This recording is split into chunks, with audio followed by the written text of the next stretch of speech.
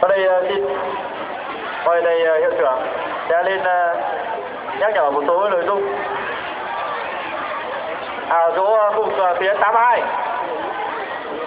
Đề nghị các em ngồi quay mặt lên phía trên.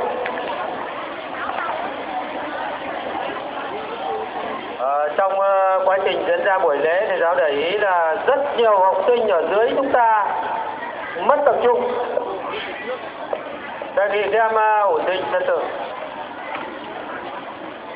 Trước khi làm lễ bế mạc, tôi xin nhắc một số nội dung như sau. Sau khi kết thúc buổi lễ thì mời các thầy cô giáo chủ nhiệm về lớp để phát giấy khen cho những học sinh đạt danh hiệu học sinh tiên tiến và phần thưởng vở ghi cho học sinh giỏi. Và nhà trường mời tất cả học sinh của tất cả các lớp về tập trung tại phòng học.